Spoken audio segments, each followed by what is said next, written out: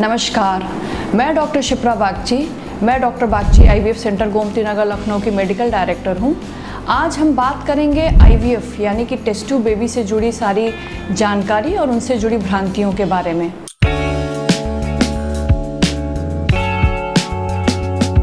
IVF यानी कि in vitro fertilisation, जिसे आम भाषा में टेस्ट ट्यूब बेबी भी कहा जाता है। आईवीएफ मेडिकल साइंस का एक मिरेकल है जो हेल्प करता है निसंतान दंपतियों को कंसीव कराने में।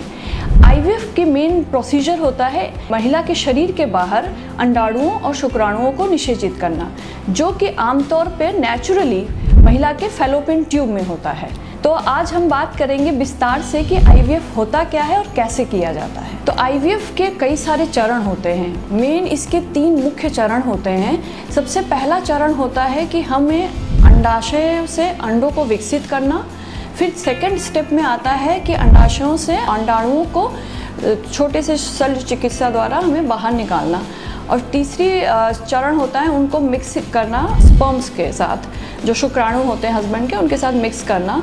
और फिर चौथा चरण होता है जो भ्रूण तैयार होता है उसे महिला के गर्भाशय में स्थापित करना।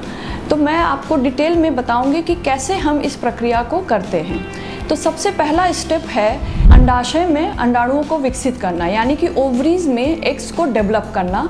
उसके लिए हमें पहले महिला को 8 से 10 दिन तक हार्मोन के इंजेक्शन देने पड़ते हैं, जो कि बहुत ही पेनलेस इंजेक्शन होते हैं, जो बॉडी हार्मोन्स को ही मिमिक करते हैं। जब ये अंडाशय परिपक्व हो जाते हैं तब हम इन अंडाणुओं को ओवरीज से एक स्मॉल प्रक्रिया, जिसे कि ओवम पिकअप बोलते हैं, उस प्रक्रिया द्वारा बाहर निकाल लेते हैं शरीर के। और सेम डे हम हस्बैंड के स्पर्म के साथ उन्हें मिक्स करते हैं। इसके भी 2 प्रक्रियाएं की जाती हैं। पहली प्रक्रिया होती है आईवीएफ, जो कि कन्वेंशनल प्रक्रिया है। इसमें एक डिश में अंडाणुओं को स्पर्म के साथ छोड़ दिया जाता है, फिर स्पर्म उनको प्राकृतिक रूप से निषेचित करते हैं।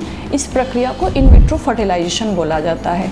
एक और आधुनिक तकनीक आ गई है जिसे बोलते हैं ICSI, इंट्रासाइटोप्लाज्मिक स्पर्म इंजेक्शन, जिसमें हम एक अंडाणुओं के अंदर स्पर्म्स को इंजेक्ट कर देते हैं। इससे निषेचन प्रक्रिया की दर बहुत ही अधिक हो जाती है। ज़्यादातर आईवीएफ सेंटर में ICSI का प्रयोग होता है। नेक्स्ट स्टेप होता है जो निषेचन के बाद भ्रूण का विकास होता है, वो इंक्यूबेटर में होता है। अगर हमारा सारी कंडीशंस फेवरेबल हैं तो हम उसे महिला के गर्भाशय में 5th डे या 3rd डे स्थापित कर देते हैं। या फिर अगर हमें फेवरेबल कंडीशंस नहीं लग रही हैं तो हम उन एम्ब्रियोज को, उन भ्रूण को फ्रीज कर देते हैं और उन्हें नेक्स्ट मेंस्ट्रुअल साइकिल में सारी सिचुएशंस को फेवरेबल बना के तब स्थापित करते हैं।